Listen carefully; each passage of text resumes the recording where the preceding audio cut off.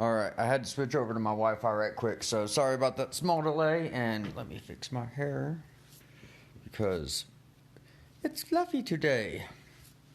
Anyway, we've actually got two stories. They're pretty closely related. I wasn't going to report on one just because it didn't seem like there was enough there. But when I started looking around for something else, I found a similar story and noticed a detail in the first story that was made more relevant by the second story. So I'll tell you the second one first. William Jennette, a prisoner in a Tennessee jail. He got busted with resisting public intoxication and public indecency. They found meth in his system, but he had been there for a while, so he was still hallucinating and detoxing. But the dude needed help more than anything. Like, more than anything, dude just needed some fucking help, and he probably got spun out and pissed in public. I don't know. I don't know whether or not that's exactly what happened, but based on, if it's a public indecency charge, that's usually what it is. Because if it's anything else, they usually have other charges stacked onto it. So if it's just public indecency, it's probably public urination. That's speculation, so don't take it as anything more than my speculation.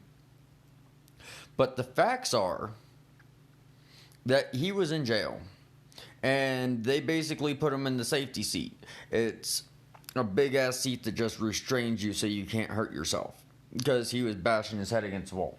Trust me, I've been spun out before. It makes you do some crazy shit.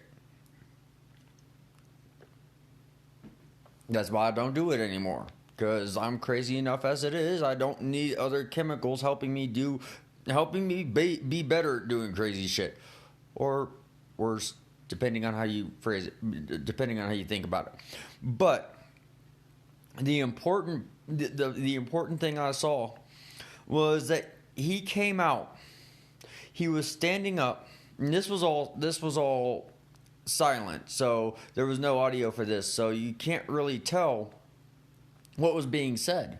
But it looked like he was standing up and fairly calm, and just got grabbed and thrown into the wall, then thrown to the ground, and practically fucking hogtied while somebody had their goddamn knee on his back. He told them that he couldn't breathe. Several times, fucking George Floyd all over again, only this guy was actually locked up. Like, he was in protective custody. If you are innocent until proven guilty, and you are in jail awaiting trial, you are in protective custody.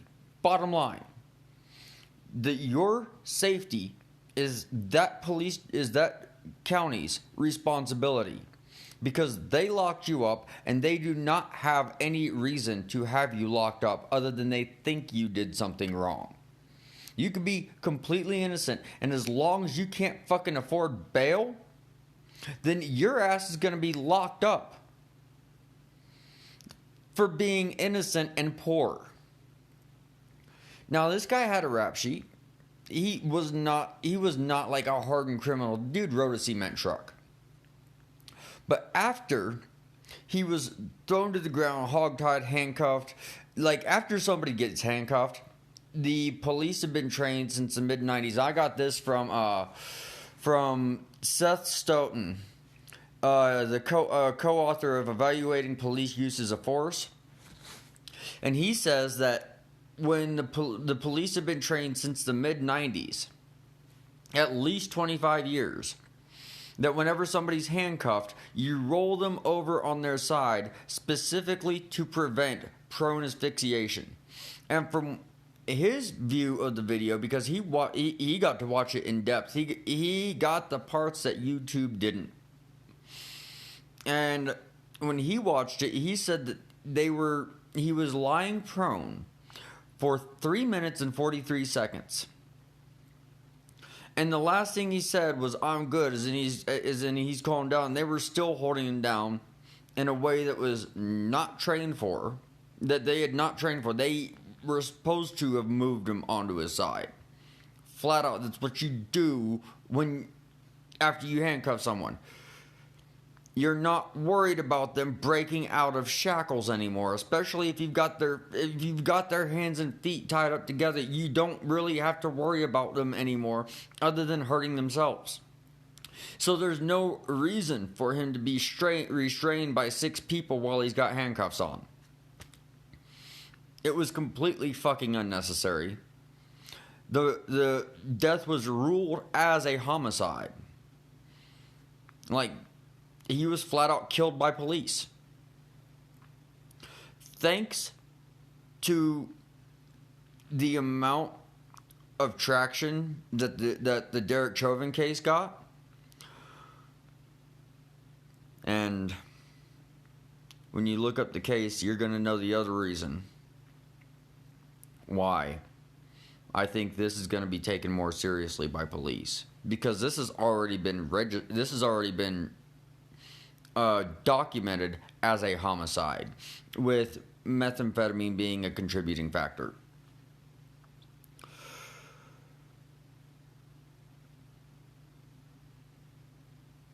So now we have another case, Ronald Greene in Louisiana. And when he died, it was after he was trying to roll himself onto his side, after he'd already been arrested.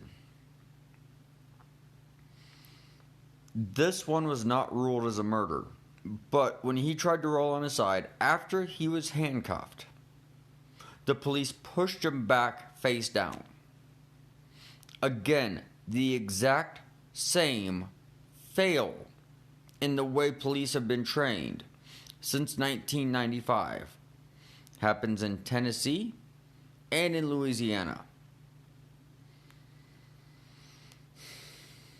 The good news is, the only good news,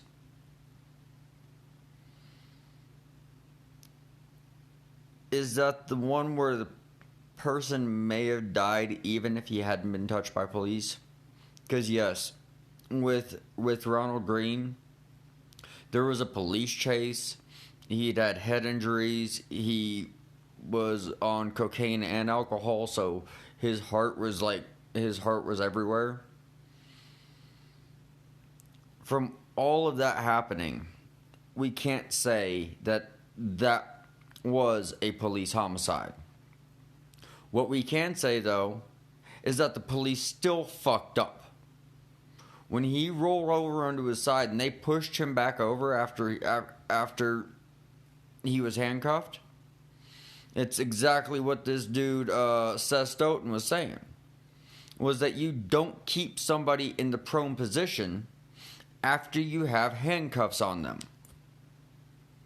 You roll them over to their side so they don't asphyxiate.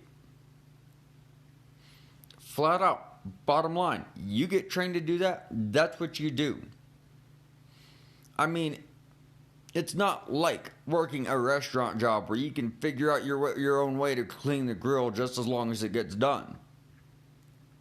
If somebody directly tells you, don't put your knee on somebody's back while they're handcuffed because you will kill them, there's no way to, I figured it was easier to just put my knee on his back a little. No, fuck you, dude. You were completely irresponsible. You're untrained for your job. And if he doesn't face charges for homicide, whoever pushed Ronald Greene back onto his fucking stomach after he was handcuffed, that motherfucker, if he's not arrested, he at least needs to never have the ability to work in the police force again. And that's something I want to talk about right now, because we've got a case in Tennessee, we've got a case in Louisiana.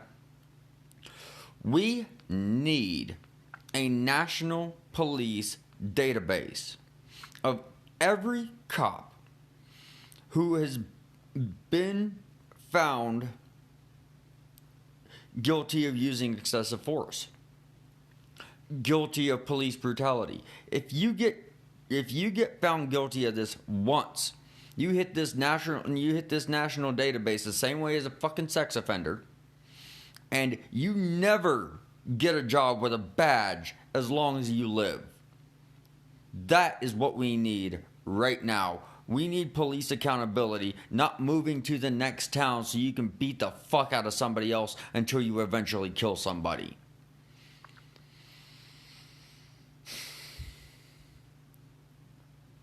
I'll be back tomorrow.